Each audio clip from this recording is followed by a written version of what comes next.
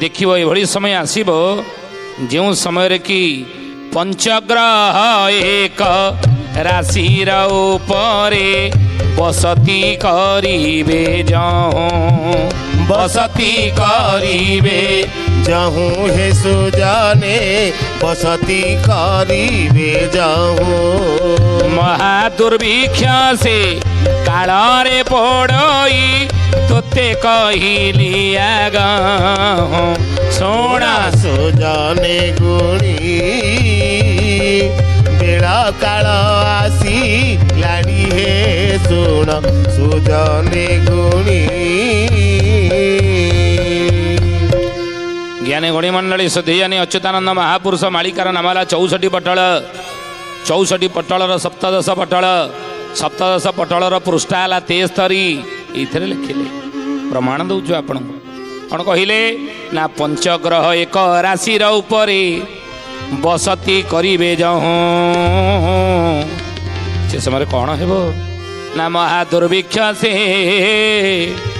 Carla पड़ई तोते कहली आगहूँ महादुर्भिक्ष से समय रे संसार रे बढ़िब अच्युत लिखिले दुर्भिक्ष बढ़िब आज देखो ना बजार रेट हु हु होगी बढ़ुची श्रीलंका पर नेपाल पर भारत ये अनेक राष्ट्र को दुर्भिक्ष ग्रास करिवो जाको गर्ग ऋषि मध्य गर्ग संहितार कहिचंदी सुंदर भाव रे कथा कौन कहले बोले एक रासौ जजा जानती चत्वारो पंचखे चरा प्लावयन्ती मही सर्वा रुधिरेण जले नवा ई कथा को गर्ग ऋषि तांकर गर्ग संहितार मध्य लिखिचंती बोले एक रासौ जदा जदा जानती चत्वार पंचखेचरा गोटे राशि एक रास जदा जानती जितेबाला जीवे एतबले महापुरुष कहउचनी चत्वार पंचखेचरा गोटे राशि रे 5टी ग्रह 4टी ग्रह जितेबाला एका संगे बसती करिवे रहिबे चलिबे सेतेबेले प्लावयन्ती मही सरवा रुधिरेण जले नवा सेतबेले मही कले पृथ्वी कौन हेबो ना चुत्थर घन घटा जगु ओ रुधिर रे परिपूर्ण हेबो रक्त रंजित हेबो ए धरा कले पृथ्वी ज्ञानी गुणी मंडली मालिका वचन न होइबान आपण देखंदो हेउनी कि युद्धर घन घटा वर्तमान चली कि परिस्थिति कि भयंकर परिस्थिति वर्तमान संसार देखा देइछि आपण थरे चिंता करन महापुरुष कहले जले नवा जल रे हो स्थल रे हो आकाश रे हो तीन बाहिनी रे लोक माने युद्धर घन घटा जगु अनेक पोक माछी भली मृत्युवरण करिवे तेणु महापुरुष से कहउचंदी से समय दुर्भिक्ष युद्धर घन घटा जगु युद्ध अनेक स्थान हेबा जगु कौन हेबो महा दुर्भिक्ष अनाहार पड़िबो दुर्भिक्ष पड़िबो अनाहार पड़िबो कहले गणी हेउथिब हाड़ माड़ दे प्राण धरी थिब जे हो सेही समय रे आहे पार्थ साहू होइण नथिबे केहो होइण नथिबे केहो हे सुजाने होइण नथिबे केहो होइण नथिबे केहो हे सुजाने केहुण नथिबे केहो अच्युत कहते रामचंद्र रे जाको भगवान कृष्ण द्वापर जुगर अर्जुन को कही हे अर्जुन से समय कौन हम गणी हेउथिब हाड़माड़ दे आज देखुना अनेक बजार जगार अनेक राष्ट्र बजार दर हो बढ़ी तेणु गणी हेउथिब हाड़माड़ दे दुर्भिक्ष पड़े हाड़माड़ खाली गणी हेउथिब आ प्राण धरी जेहू प्राण धरी से माने किभली ना सही समय रे आहे पार्थ साहू होइण नथिबे केहू जो मैंने प्राण धरती बंचिक से देहरे हाड़माड़ सब गणी हेउथिब ये दुर्भिक्ष परिस्थिति संसार पड़ो जितेबले କ'ଣ ନା ପଞ୍ଚଗ୍ରହ ଏକ ରାଶିର ଉପରେ ବସତି କରିବେ ଯହୁଁ ମହାଦୁର୍ଭିକ୍ଷ ସେ କାଳରେ ପଡ଼ଇ ତୋତେ କହିଲି ଆଗୁଁ। ତେଣୁ ହେ ଜ୍ଞାନୀ ଗୁଣୀ ମଣ୍ଡଳୀ ସୁଧୀଜାନୀ ମହାପୁରୁଷ ଅଚ୍ୟୁତ ଯାହାକୁ ଲେଖିଛନ୍ତି 64 ପଟଳର 73 ପୃଷ୍ଠାରେ ସେଇ କଥାକୁ ଭଗବାନ କୃଷ୍ଣ ଦ୍ୱାପର ଯୁଗରେ କହିଛନ୍ତି। ହେ ଅର୍ଜୁନ, ଅକାଳରେ ଫଳ ଫଳିବ ନିଶ୍ଚୟ, 2 ଋତୁ ଏକତ୍ରରେ, 2ଟା ଋତୁ ଗୋଟିଏ ସମୟରେ ଚାଲିବ। 2ଟା ଋତୁ ଗୋଟିଏ ସମୟରେ ଯେତେବେଳେ ଚାଲିବ ନା, ଅକାଳରେ ଫଳ ଫଳିବେ ଫଳିବେନି। ଯେଉଁ ଋତୁରେ ଯେଉଁ ଫଳ ଫଳିବା କଥା, ଆମ୍ବ ଯେଉଁ ଋତୁରେ ଫଳିବା କଥା, ସପୁରୀ ଯେଉଁ ଋତୁରେ ଫଳିବା କଥା ସେ ଋତୁ ଅଲଗା, ଆମ୍ବ ଯେଉଁ ଋତୁରେ ଫଳିବା କଥା ସେ ଋତୁ ଅଲଗା, ପଣସ ଯେଉଁ ଋତୁରେ ଫଳିବା କଥା ସେ ଋତୁ ସେ ଅଲଗା। ତେଣୁ 2 ଋତୁ ଯେତେବେଳେ ଗୋଟିଏ ସମୟରେ ଚାଲିବେ ନା, ସେତେବେଳେ ଅକାଳରେ ଫଳ ଫଳିବା କିଛି ଅସମ୍ଭବ ନୁହେଁ। ଆଜି ଆପଣ ଦେଖୁଛନ୍ତି ଅକାଳରେ ଫଳ ଫଳୁନି, ମହାପୁରୁଷ ଲେଖିଛନ୍ତି ମାଳିକାରେ। ସେ ସମୟରେ ଆହୁରି ଆପଣ ଦେଖିବେ କ'ଣ ନା, ବାଉଁଶ ଗଛରେ ଧାନ୍ୟ ଆରମ୍ଭିବେ, ଗବ ଗଛରେ ନଡ଼ିଆ, ଗବ ଗଛରେ ନଡ଼ିଆ ହେ ସୁଜନେ, ଗବ ଗଛରେ ନଡ଼ିଆ। ଆଉ ନ ବର୍ଷିବ ଇନ୍ଦ୍ର ରାଜନ, କୃଷି ହୋଇବ ପଡ଼ିଆ। ଶୁଣା ସୁଜନେ ଗୁଣୀ ବେଳ କାଳ ଆସିଲାଣି, ହେ ଶୁଣ ସୁଜନେ ଗୁଣୀ। ଅସମ୍ଭବ ଲାଗୁଥିଲେ ମଧ୍ୟ ଜ୍ଞାନୀ ଗୁଣୀ ମଣ୍ଡଳୀ ଆପଣ ଦେଖିବେ ସଂସାରରେ ଦେଖୁଛନ୍ତି ଘଟଣା ଘଟୁଛି ନାଇଁ। ତୁଳସୀ ଗଛରେ ଲଙ୍କା ଫଳୁଛି, ଟମାଟୋ ଗଛରେ ବାଇଗଣ ଫଳୁଛି। ଆଜି ହେଉନି ଦେଖନ୍ତୁ 600 ବର୍ଷ ତଳେ ଯେତେବେଳେ କାଗଜ କଲମ ନଥିଲା, ତାଳପତ୍ର ଲେଖନୀ ସାହାଯ୍ୟରେ ମହାପୁରୁଷ ଅଚ୍ୟୁତାନନ୍ଦ ଯେଉଁ ମାଳିକା ଲେଖିଦେଇଥିଲେ, ଆଜି ଅକ୍ଷରେ ଅକ୍ଷରେ କେମିତି ସତ ହେଇଛି ଦେଖନ୍ତୁ। ବୋଲେ ମହାପୁରୁଷ ଅଚ୍ୟୁତାନନ୍ଦ ଯେ କି କହିଲେ କ'ଣ ଅସମ୍ଭବ ସମ୍ଭବ ହେଇଛି, କ'ଣ ମାଳିକା ସତ ହେଇଛି ନା, ବାଉଁଶ ଗଛରେ ଧାନ୍ୟ ଆରମ୍ଭିବେ, ଗବ ଗଛରେ ନଡ଼ିଆ। ବୋଲେ କଳିଯୁଗ ଶେଷ ସମୟରେ ତ ଦେଖେଇବ ରେ ଧାନ। 2 ଋତୁ ଯେତେବେଳେ ଏକତ୍ରରେ ଚାଲିବେ, ଗୋଟିଏ ସମୟରେ ଚାଲିବେ 2 ଋତୁ, ସେତେବେଳେ ଯେତେବେଳେ ପଞ୍ଚଗ୍ରହ ଗୋଟିଏ ରାଶିରେ ଏକତ୍ର ଗମନ କରିବେ, ଏକାଠି ହେବେ, ସେତେବେଳେ ବାଉଁଶ ଗଛରେ ଧାନ ଫଳିବ, ବାଉଁଶ ଗଛରେ ଧାନ ହବ, ଆଉ ଗବ ଗଛରେ ନଡ଼ିଆ ହବ। ଦେଖିବୁ ଏଇ ଘଟଣା ଘଟିବ ବୋଲି 600 ବର୍ଷ ତଳେ ମାଳିକାରେ ମହାପୁରୁଷ ଲେଖିଥିଲେ ଯେ ଆଉ ନ ବର୍ଷିବ ଏ ଇନ୍ଦ୍ର ରାଜନ, କୃଷି ହୋଇବ ପଡ଼ିଆ। ଏତିକି ବେଳେ ଇନ୍ଦ୍ର ଆଉ ବର୍ଷା କରିବେ ନାହିଁ, ଧୀରେ ଧୀରେ କୃଷି ସବୁ ବଢ଼ିଆ ହେବ। ମହାପୁରୁଷ କହୁଛନ୍ତି ମନସୁନ ଆସିଲେ ମଧ୍ୟ, ବର୍ଷା ଋତୁ ଆସିଲେ ମଧ୍ୟ ଏ 2-4 ଦିନ ବର୍ଷା ହେଇକି ପୁରା ଆଉ ବର୍ଷା ହେବନି। ଋତୁଚକ୍ର ପରିବର୍ତ୍ତନ ଫଳରେ ଗୋଟିଏ ଯେତେବେଳେ ଗୋଟିଏ ମହାପୁରୁଷ କହୁଛନ୍ତି ଏକ ଋତୁ 2ଟା ଋତୁ ଗୋଟିଏ ସମୟରେ ଯେତେବେଳେ ଚାଲିବେ ନା, ସେତେବେଳେ ଆପଣ ଦେଖିବେ ବର୍ଷା 4-5 ଦିନ ହେଇକି ପୁଣି ବର୍ଷା ଛାଡ଼ିଯିବ, ଆଉ ହେବନି। ମନସୁନ ଏଇଭଳିଆ 4-5 ଦିନ ହେବ। ପୁଣି ମହାପୁରୁଷ କହିଲେ କୁକୁର ଗାଇବେ ଯଦୁର୍ବେଦ ଛନ୍ଦ, ବଗ ପଢ଼ୁଥିବେ ଗୀତା, ବଗ ପଢ଼ୁଥିବେ ଗୀତା ହେ ସୁଜନେ, ବଗ ପଢ଼ୁଥିବେ ଗୀତା।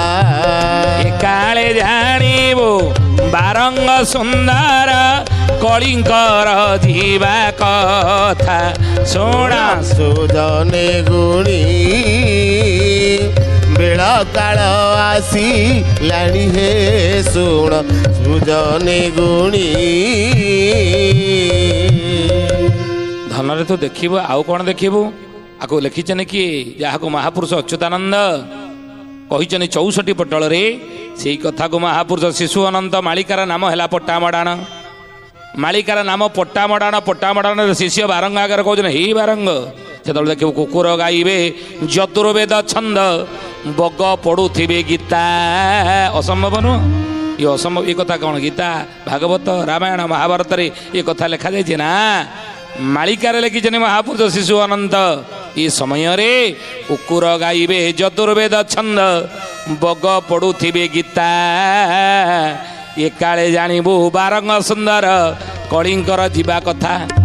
ଦେଖନ୍ତୁ କିଭଳି ମାଳିକାକୁ ଯେତେ ସରଳ ଭାଷାରେ ଆମେ ବୁଝିବା ପାଇଁ ଚେଷ୍ଟା କରୁଛୁ ମାଳିକା ବଚନ ପ୍ରାର୍ଥନା ଚ୍ୟାନେଲ ମାଧ୍ୟମରେ। ଏ ଜ୍ଞାନୀଗୁଣୀ ମଣ୍ଡଳୀ ସୁଧୀଜାନୀ ଆପଣ ବୁଝି ଯାଉଥିବେ ଭଲ ଭାବରେ। କ'ଣ ନା କୁକୁର ଗାଇବେ ଯଦୁର୍ବେଦ ଛନ୍ଦ, ଇ ଅସମ୍ଭବ ନୁହଁ। କୁକୁର ପୁଣି ଯଦୁର୍ବେଦ ଚାରି ବେଦ ଋଗ୍ ଯଜୁର ଶ୍ୟାମ ଅଥର୍ବ ଏ ଚାରି ବେଦକୁ ତ ସାଧାରଣ ମଣିଷ ଆଜି ପର୍ଯ୍ୟନ୍ତ ପଢ଼ି ନାହିଁ ନା। ଆମେ ମଣିଷମାନେ ଏବେ ଚାରି ବେଦକୁ ଏପର୍ଯ୍ୟନ୍ତ ପଢ଼ି ନାହାନ୍ତି। ଯଦୁର୍ବେଦ ତାର ଶ୍ଲୋକ ସଂଖ୍ୟା କେତେ, ଯଦୁର୍ବେଦରେ କ'ଣ ଲେଖାଯାଇଛି, ସାମବେଦରେ କ'ଣ ଲେଖାଯାଇଛି, ଋଗ୍ବେଦରେ କ'ଣ ଲେଖା ଅଛି, ଅଥର୍ବବେଦରେ କ'ଣ କ'ଣ ଲେଖା ଅଛି, ଏ କଥାକୁ ତ ଆମେ ସାଧାରଣ ମଣିଷ ଜାଣିନାହାନ୍ତି ନା, ଆମେ ପଢ଼ି ନାହାନ୍ତି। କିନ୍ତୁ କୁକୁର ଅଚ୍ୟୁତାନନ୍ଦ ମହାପୁରୁଷ ଯାହା କହିଥିଲେ ଶିଶୁ ଅନନ୍ତ ଲେଖିଲେ ପଟା ମଡ଼ାଣରେ ଯେ ଦିନେ ସମୟ ଆସିବ ଯେତେବେଳେ ଗୋଟିଏ ରାଶିରେ 4ଟି 5ଟି ଗ୍ରହ ପ୍ରବେଶ କରିବେ ସେତେବେଳେ ଦେଖିବ କ'ଣ ନା କୁକୁର ଗାଇବେ ଯଦୁର୍ବେଦ ଛନ୍ଦ। ଏକ ଋତୁ ଗୋଟିଏ ସମୟରେ 2ଟା ଋତୁ ଯେତେବେଳେ ଚାଲିବେ ନା ସେ ସମୟରେ କୁକୁର ଗାଇବେ ଯଦୁର୍ବେଦ ଛନ୍ଦ ବଗ ପଢ଼ୁଥିବେ ଗୀତା। କ'ଣ ୟାର ଅର୍ଥ ଆପଣ ଦେଖନ୍ତୁ। ଆଜି ଘରେ ଘରେ ଯେଉଁ ପ୍ରାଣୀମାନଙ୍କୁ ଆମେ ପୋଷୁଛେ ସେ ବିଲେଇଟିଏ ହେଉ ସେ କୁକୁରଟେ ହେଉ ତାକୁ ମଧ୍ୟ ପ୍ରତିଯୋଗିତାକୁ ନେଇକି ଯାଉଛେ କୁକୁରକୁ ଏମିତି ଟ୍ରେନିଂ ଆମେ ଦେଉଛେ। ଯେମିତି ସର୍କସରେ ବାଘକୁ ଭାଲୁକୁ ମାଙ୍କଡ଼କୁ ପୋଷା ବନେଇକରି ତାକୁ ଟ୍ରେନିଂ ଦିଆଯାଇକି ଶିକ୍ଷା ଦିଆଯାଇକି ତାକୁ ଆଉ ଯେଇଠି ବସ ଏମିତି ଚାଲେ ବଲ୍ ଖେଳେ ସେ ବାଘଟେ ବଲ୍ ଖେଳୁଛି ବାଘମାନେ ସର୍କସରେ। ତ ସେଇଭଳି ପ୍ରାଣୀମାନଙ୍କୁ ଘରେ ପୋଷିବେ। କଳିଯୁଗରେ ଲୋକମାନେ ଯେଉଁ କୁକୁର ହେଉ ବିଲେଇ ହେଉ ପଶୁ ପକ୍ଷୀ ହେଉ ତାକୁ ପୋଷିଥିବେ ତାକୁ ମନେଇଥିବେ ଟ୍ରେନିଂ ଦେଇଥିବେ। ତେଣୁ ମହାପୁରୁଷ କହୁଛନ୍ତି ସେ କୁକୁରମାନଙ୍କୁ ଟ୍ରେନିଂ ଦିଆଯାଉଛି କଥା କହିବା ପାଇଁ। ସେ କଥା କହୁଛି ଦେଖନ୍ତୁ ମାଳିକା କେତେ ସତ। ପକ୍ଷୀମାନଙ୍କୁ ରଖିଛେ ଘରେ ତାକୁ ମଧ୍ୟ ଟ୍ରେନିଂ ଦେଉଛେ। ଦେଖିବେ ଆଜି ସୋସିଆଲ ମିଡ଼ିଆରେ ଶୁଆ ମଧ୍ୟ ଚା ମାଗୁଛି। ଗୋଟେ ଶୁଆଟେ ସେ ମୋତେ ଚା ମାଗୁଛି ମୋତେ ଚା ଦିଅ ସକାଳୁ ମୁଁ ପିଇବି। ଇଏ କ'ଣ ପୋଷା ମନେଇ ଦିଆଯାଉଛି। ଏ କଥାକୁ ମହାପୁରୁଷ ଲେଖିଥିଲେ କି କୁକୁର ଗାଇବେ ଯଦୁର୍ବେଦ ଛନ୍ଦ ବଗ ପଢ଼ୁଥିବେ ଗୀତା ବଗ ପଢ଼ୁଥିବେ ଗୀତା ହେ ସୁଜନେ ବଗ ପଢ଼ୁଥିବେ ଗୀତା। କାଳେ ଜାଣିବୁ ବାରଙ୍ଗ ସୁନ୍ଦର କଳିଙ୍କର ଯିବା କଥା ଶୁଣ ସୁଜନେ ଗୁଣୀ ବେଳ କାଳ ଆସିଲାଣି ହେ ଶୁଣ ସୁଜନେ ଗୁଣୀ। ଆପଣ ଦେଖୁଛନ୍ତି ଗୋଟେ ଜାଗାରେ ଭାଗବତ ପାଠ ହେଉଛି ସେଠି ମାଙ୍କଡ଼ ଯାଇକି ଗୋଟେ ବସୁଛି ଆଶ୍ରମରେ ସେ ମଠରେ ମାଙ୍କଡ଼ ବସିକି ଭାଗବତ ଶୁଣୁଛି। ଦେଖନ୍ତୁ ଆଜିକାଲି ହେଉଛି ନାଇଁ ବୋଲିଏ ମହାପୁରୁଷ ଅଚ୍ୟୁତାନନ୍ଦ ଜି କି। କୁକୁର ମଧ୍ୟ ଦେଖନ୍ତୁ ପରିବା କରୁଛି। ବିଦେଶରେ ଆପଣ ଯିବେ ସେଠି ମଣିଷ କେହି ମଣିଷମାନେ ଯେଉଁ କୁକୁରକୁ ରଖୁଛନ୍ତି ବିଦେଶୀମାନେ ତାକୁ ସକାଳୁ ବ୍ୟାଗ୍ ଧରି ଦେଉଛନ୍ତି। ସେ ବ୍ୟାଗ୍ରେ ପଇସା ଦେଇ ଦେଉଛନ୍ତି। ଚିଠା ଗୋଟେ କାଗଜରେ ଲେଖି ଦେଉଛନ୍ତି। ଆଳୁ ଆଣିବୁ କେତେ ବାଇଗଣ ଆଣିବୁ କେତେ କଲରା କ'ଣ ଆଣିବୁ କ'ଣ କ'ଣ ପରିବାପତ୍ର କେତେ ଆଣିବୁ ସେ ଚିଠାଟି ବ୍ୟାଗ୍ରେ ରଖୁଛନ୍ତି। ସେ ଚିଠାକୁ ସେ ବ୍ୟାଗ୍ଟାକୁ ଧରୁଛି କୁକୁର ପାଟିରେ ସେ ଯାଇକି ଯେଉଁ ପରିବା ଦୋକାନ ଯାଇକି ବୁଲୁଛି। ସେଠି ଯେତେବେଳେ ଯିଏ ପରିବା ବିକୁଛି ସେ ଦେଖୁଛି ବ୍ୟାଗ୍ କାଢ଼ୁଛି ପଇସା ନେଉଛି ଚିଠା ଦେଖୁଛି ଏତିକି କିଲେ ବାଇଗଣଟା 2 କିଲେ କି କଲରାଟା କିଲେ ଧରି ଦେଉଛି ତା ଭିତରେ ପୋଦେଉଛି କୁକୁର ଧରି ଚାଲିଲା। ଏସବୁ ଆଜି ସମ୍ଭବ ହେଲାଣି। ଅସମ୍ଭବ ଲାଗୁଥିଲେ ମଧ୍ୟ ଆଜି ସମ୍ଭବ ହେଲାଣି। ଆଉ ଏକାଳେ ଜାଣିବୁ ବାରଙ୍ଗ ସୁନ୍ଦର କଳିଙ୍କର ଯିବା କଥା। ଏ ଘଟଣା ଦେଖିଲେ ଜାଣିବୁ ରେ ବାରଙ୍ଗ ଏ କଳି ଯୁଗ ଶେଷ ସମୟ ଆସିଗଲା। କଳି ଯୁଗ ସଂସାର ଚାଲିଯିବ। ମହାପୁରୁଷ କହିଛନ୍ତି ଏଇ କଥା। ଆଉ ସେ ସମୟରେ ଆଉ କ'ଣ ହେବ ଆଗତ ଭବିଷ୍ୟାନ୍ତ ମାଳିକାରେ ଅଚ୍ୟୁତ ଲେଖିଲେ କହିଲେ ଦୁଗ୍ଧ ଖାରଟି ଅତି ଲାଗିବ ପୂର୍ବକୁ ଅଛି କହିବା ପୂର୍ବକୁ ଅଛି କହିବା ହେ ସୁଜନେ ପୂର୍ବକୁ ଅଛି କହିବା। ସାମନ୍ତୁ ସେବକ ହେବ ବଡ଼ ଲୋକ ପ୍ରଚ୍ଛନେ କେତେ ବାଇବା ଶୁଣା ସୁଜନେ ଗୁଣୀ ବେଳ କାଳ ଆସିଲାଣି ହେ ଶୁଣ ସୁଜନେ ଗୁଣୀ। ଏ ସମୟରେ ଦୁଗ୍ଧ ଖାରଟି ଅତି ହିଁ ଲାଗିବ ପୂର୍ବକୁ ଅଛି କହିବା। ଏ ସମୟରେ ଦୁଗ୍ଧ କହିଲେ କ୍ଷୀର କହନ୍ତିନି କ୍ଷୀରରେ ଖାର ପଡ଼େନି। କ୍ଷୀରରେ ଖାର ପଡ଼ିବା କଥା ନୁହେଁ ଲୁଣ ପଡ଼ିବା କଥା ନୁହେଁ। କିନ୍ତୁ ଅଚ୍ୟୁତ ମହାପୁରୁଷ ମାଳିକାରେ ଲେଖିଲେ କଥା ଆଗକୁ ଯେଉଁ କ୍ଷୀର ଗୁଡ଼ିକ ଆମେ ପିଇବା ନା ଆଜି ଦେଖନ୍ତୁ ନ୍ୟାଚୁରାଲ ନୁହଁ ବିଭିନ୍ନ ପ୍ରକାର କେମିକାଲ ଦ୍ୱାରା ଆଜି କ୍ଷୀର ପ୍ରସ୍ତୁତ କରାଯାଇକି ବଜାରକୁ ଛଡ଼ାଯାଉଛି ବିକ୍ରି କରିବା ପାଇଁ। ଆମେ ଗୋ କ୍ଷୀର ଯାହାକୁ ଅମୃତ ତୁଲ୍ୟ କୁହାଯାଏ ମା କ୍ଷୀର ଯେତେବେଳେ ସନ୍ତାନ ପିଏ ସେ ହେଉଛି ଅମୃତ ତୁଲ୍ୟ। ଗୋଟିଏ ମା ଛୋଟ ପିଲାଟି ବଡ଼ ହେବା ଯାକେ ତାର ସ୍ତନରୁ କ୍ଷୀର ପାନ ଛୁଆକୁ କରାଏ ଅମୃତ ତୁଲ୍ୟ। କିନ୍ତୁ ଛୁଆଟି ଯେତେବେଳେ ବଡ଼ ହୁଏ ସେ ଆଉ ଗୋଟେ ମାଆର କ୍ଷୀର ଖାଏ, ସେ ହେଉଛି ଗୋ କ୍ଷୀର, ଗାଈର କ୍ଷୀର ଅମୃତ ତୁଲ୍ୟ। ଆଜି ଦେଖନ୍ତୁ ହେ ସୁଧୀଜନେ ଜ୍ଞାନୀ ଗୁଣୀ ମଣ୍ଡଳୀ, ଯାହା ମାଳିକାରେ ମହାପୁରୁଷ ଲେଖିଛନ୍ତି ଦେଖନ୍ତୁ କେତେ ସତ। କହିଲେ ଆଜି ବିଭିନ୍ନ କେମିକାଲ ପ୍ରୟୋଗରେ ପ୍ରସ୍ତୁତ କରାଯାଉଛି, ବଜାରରେ ବିକ୍ରି ହେଉଛି ପାଉଚରେ କ୍ଷୀର ନି। ये क्षीरटी महापुरुष को यदि पीवा ये क्षीर न तो अमृत नुह, ये विष तुल्य, ये विष समा सहित समान। तेणु अच्युत से मालिकार लिखिले आगत भविष्यांत मालिकार कहले बाबू रे सेत बेले देखिब कौन हेब लोक माने एभली चरित्र आसब, एभली चरित्र खराब हो, एभली विचार खराब हो, एभली नीतिगति खराब हो जे धर्म कर्म किछि मानिबे नाही, भल मंद किछि मानिबे नाही, बाछ विचार किछि करिबे नाही, खराब भल किछि विचार न करी पशुतुल्य भाव तांग भितर आसीबो, असुर भली आचरण करिवे। कौन ना मनीष को मारिबा बंचीबा नुह, मारिबे विष छाड़िबे संसार को, निजे लाभवान हेबा पई, निजे भलरे रहिया पई स्वार्थपर दुनिया रे मनीष अन्य को विष दब। सेइतिमे कहिले दुग्ध खारटी अति ही लागिबो पूर्व को अछि कहिबा, आ से समय सामंत सेवक हेबो बड़ लोक, सामंत ठारू सेवक बड़ लोक से समय हेब। आज हेई नांती हेई चंती सामंत सेवक हेब बड़ लोक, प्रच्छने केते बाइबा केते बा कहिबा। सामंत ठारू सेवक बड़ लोक आज कली जुग रे काहाको पदे कहि परिबो ना, कहि परिबे नै बड़ लोक। आउ सेतेबेले अति असंभव प्रस्ताव कहिबा, पुछिलो जेणु आंभ को, पुछिलो जेणु आंभ को हे सुजने, पुछिलो जेणु आंभ को। गुरु मनुष्यंक विरति होइब, थोकाए काल बेला को सुना सुजने गुणी, बेला काल आसी लाड़ी हे सुन सुजने गुणी।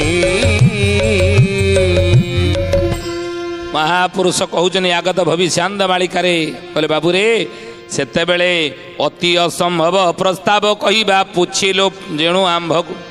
आउरी अति असंभव कथा मु कहूची राम रे, कौन से असंभव कथा ना कर्ण को दुख लगिले मध्य अप्रिय सत, शुणा को कष्ट हेले मध्य निराट सत्य, सत कहवा जी कष्टकर, सत को शुणिकी हजम करवा से कष्टकर कथा। हे ज्ञानी गुणी मंडली सुधी जानी महापुरुष लिखिं ये घटना आप देखिए। कौन ना गुरु मनुष्यंक पीरति होइब, थोकाए काल बेला बोले से समय रे गुरु मनुष्य भितर प्रीति हम